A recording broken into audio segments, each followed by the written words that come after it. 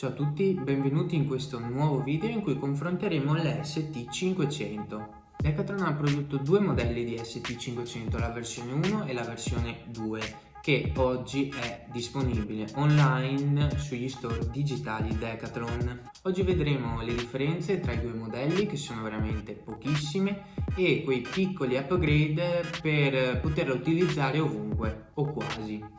La prima cosa da dire, ed è da mettere ben chiaro, è che Decathlon fa articoli sportivi per rendere accessibile lo sport a tutti. La prima mountain bike elettrica è stata appunto l'ST500. In moltissimi su questo video, che è il precedente, mi fate domande. Molte risposte le troverete in questo video. Prima però parliamo delle differenze. La differenza sostanziale è solo sul computerino che troviamo tra la ST500 V1 e V2, cambia soltanto il display. Il resto delle componentistiche è uguali. Vi lascio sempre il video qua sopra per rimandarvi alle caratteristiche principali o al sito in descrizione per leggerle. La domanda più frequente è se è buona questa bicicletta. Il fatto non è che deve essere buona la bicicletta, il fatto è l'utilizzo che ne dovete fare. È ovvio che se fate l'utilizzo che ne ho fatto io in discesa molto veloce, non è proprio adatta, specialmente basi così come esce di fabbrica. Se dovete utilizzarla tipo su campi o argini è perfetta, andate tranquillamente dove volete. Però se dovete fare qualche discesa, perché vi piace molto fare discesa, non è l'utilizzo più adatto. Ci sarebbero degli upgrade da fare. Quali sono gli upgrade da fare in questa bici? Sicuramente i freni meccanici non sono proprio l'ideale per poter fermare una bici da oltre 20 kg in discesa. Quindi consiglierei di montare dei freni idraulici. Considerate che il singolo componente freno compreso di disco va dai 40 agli 80 euro, decidete voi quello che vi aggrada di più.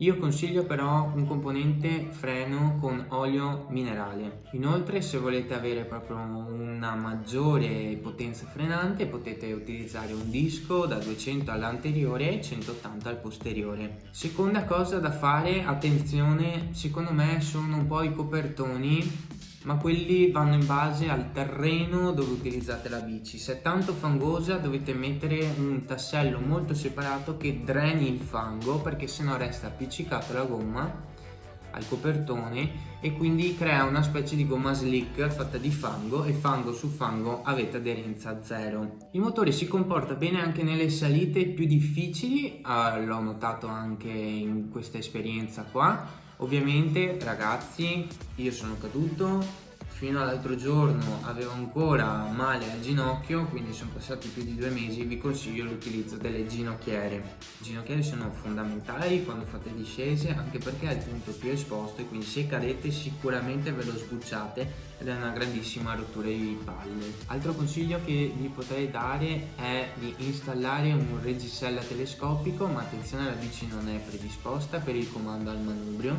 quindi non ha il buco sul telaio. Vi consiglio di prendere il modello che ha la levetta sotto la sella.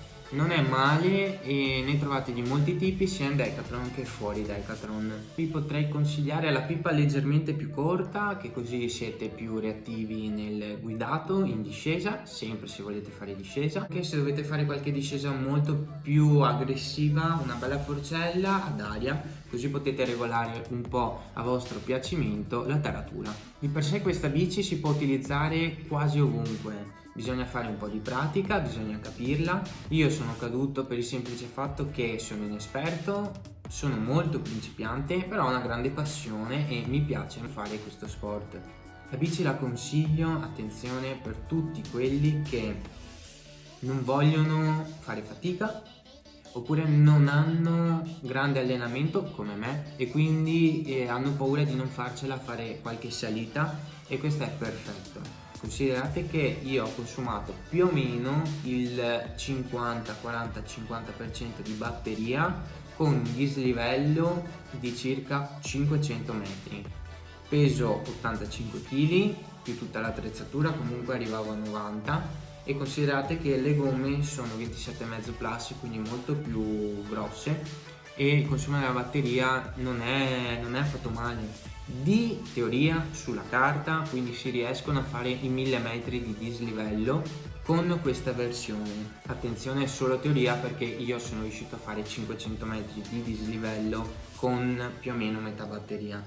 Ci sono molti fattori che influenzano la durata della batteria, come il freddo, il peso, i copertoni, il fondo stradale, sterrato, liscio.